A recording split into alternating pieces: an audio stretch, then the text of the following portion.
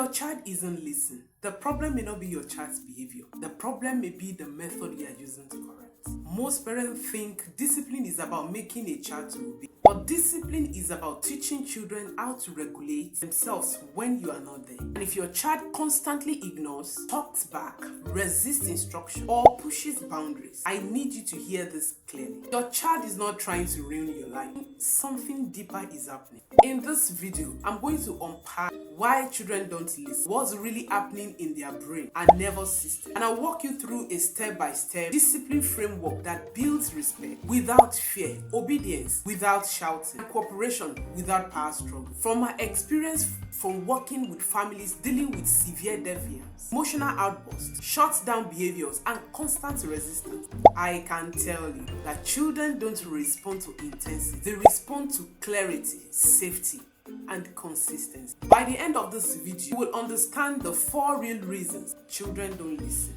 You will understand how to respond in the moment without escalating. You will learn how to build long-term cooperation. That's not all. You will also learn how to discipline in a way that strengthens your relationship with your children instead of damaging it. Now let me talk about why children don't listen. We must diagnose correctly before prescribing correctly. First reason, underdeveloped executive function. The part of your child's brain responsible for impulse control, decision making, planning, emotional regulation, prefrontal cortex is immature. This means your child will forget instruction. Your child can get distracted mid-task. Your child will act before thinking. It is not rebellion, it is neurology. For example, you say go brush your teeth. Your child start walking and see a toy. Few minutes later, your child is building a Lego tower. This is not defiance, it is developmental limitation. The second reason, nervous system dysregulation. When children feel rushed, shamed,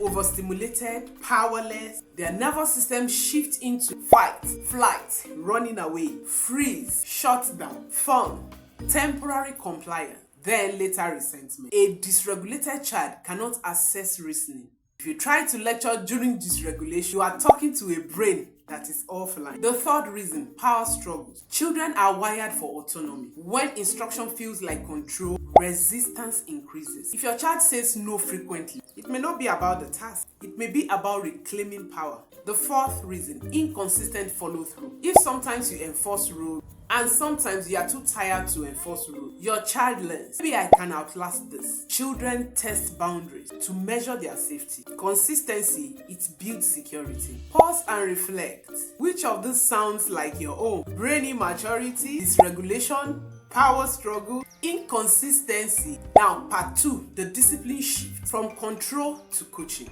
Here is the mindset shift. Control seeks compliance. Discipline seeks capability. Your goal is not immediate obedience. Your goal is long-term self-regulation. If you win every argument and lose emotional trust, you have not succeeded. Now, step 1, regulate yourself first. You cannot regulate your child from a dysregulated state. So before correction, slow down your breathing, lower your tone, reduce volume, shorten your sentences. Children borrows our nervous system. Step 2, connect before correct. This doesn't mean permissiveness. It means I see you. I understand this is hard. I am here.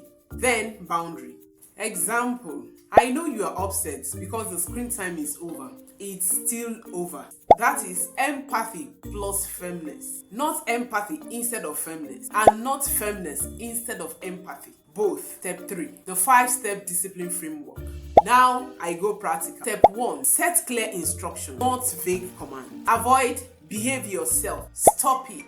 Use push the shoes on the rack. Use a calm voice. Walk beside me. Specific instructions increases compliance by up to 80%. Children cannot miss on clear expectations. Step 2, high-level delivery. Do not shout instruction from another room. Go close, kneel down, make eye contact. Use the child's name. David, look at me. It's time to pack away the toys. Connection increases compliance dramatically. Step 3, structured choice. Autonomy reduces resistance. Instead of put on your pajamas, say blue pajamas or red pajamas. Instead of do your homework, say math first or reading first. Bounded choice equals creative child. Step 4, follow through consistently. If boundary is crossed, apply consequences without anger, without lecture, without humiliation. For example, you threw the toy is resting for today. Then stop talking.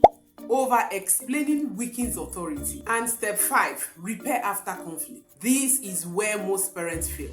After discipline, we add the hard moments. We are okay. Repair prevents resentment. And discipline without repair damages attachment. Now part 4, natural versus logical consequence. Natural consequence looks like this. A child forgets lunch, the child feels hungry. Logical consequence feels like a child draws on the wall, helps clean wall. The key rule here is that consequence must be related, respectful, reasonable, and revealed in advance when possible. Never shame, humiliate, withdraw love, or use fear, because they create short-term obedience and they destroy long-term trust. Part 5, when nothing seems to work. If your child still resists, ask, is your child overtired, overstimulated, undernourished, seeking connection, neurodivergent, experiencing anxiety? Because sometimes won't listen is actually ADHD, sensory sensitivity, and emotional distress. If behavior is extreme or escalating, then seek professional evaluation. Discipline cannot place unmet need. Your child is not your enemy. Your child is developing, learning, and watching how you handle power. Discipline is not about dominance. It is about development. If this video gave you clarity, then watch my next video.